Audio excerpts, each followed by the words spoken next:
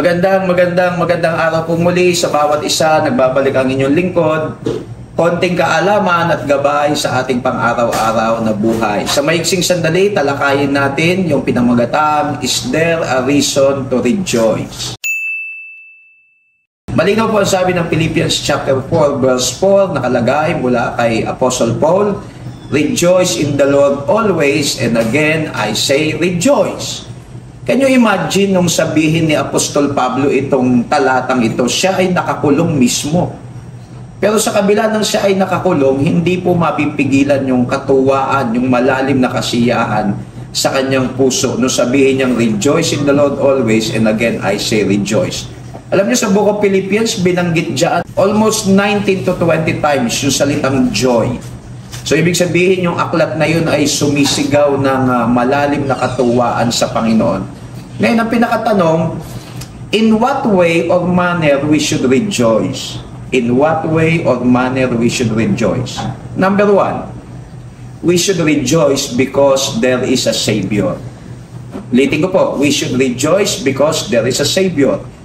Aba, meron pong Panginoong Jesus na sinend sa atin. At yung Panginoong Jesus na yon ay ating tagapagligtas. So napakahalaga po na maintindihan natin at merong sapat na kadahilanan para tayo magsaya, matuwa, dahil may tagapagligtas. So tatandaan natin yan. Number two, we should rejoice because our name was written already in heaven. Pag mananampalataya ka, isinulat na sa langit na bayad ang pangalan mo. Yan ay malinaw sa Luke chapter 10 verse 19 to 20. So tandaan po natin yan. Luke chapter 10 verse 19 to 20, we should rejoice because our name was written already in heaven. Number three, we should rejoice because there are rewards reserved waiting for us. Pag ikaw ay mananampalataya, lalo na naglilingkod ka, matuwa ka dahil mayroon bang kayamanan sa langit, naka-reserve, nag-aantay para sa iyo pag uwi natin doon. So tandaan po natin yan at marami pang dahilan para tayo ay mag-rejoice. At maaaring meron pa kayo pwedeng idagdag dyan. Kaya sabi sa aking notes, rejoice is not a matter of feeling, but of obedience. And not only that, rejoice is an attitude of contentment and hope that transcends circumstances. Kasi kadalasan kaya tayo hindi nagiging masaya at wala doon yung salitang joy dahil sa conflict.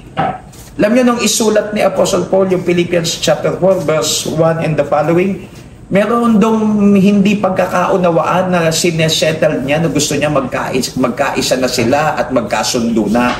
Walang iba kundi si Euodias at si Syntyche. Pero sa ating mga mananampalataya, dapat naiintindihan natin na ano man ang daanan natin sa buhay, yung katuwaan ay nandoon. Actually, kahit sa Book of James, sinabi, kahit may mga trials kang dinadaanan, bagyo ng buhay, pagsubok, patuloy na mangingibabaw dapat ang katuwaan. At yung katuwaan na yun, isa yun sa bunga at patunay na malalim ka na sa Panginoon. Is there a reason to rejoice? Yes, napakaraming dahilan para tayo mag-rejoice. So hanggang sa muli, ito po ang inyong lingkod, ang Peking Tanong.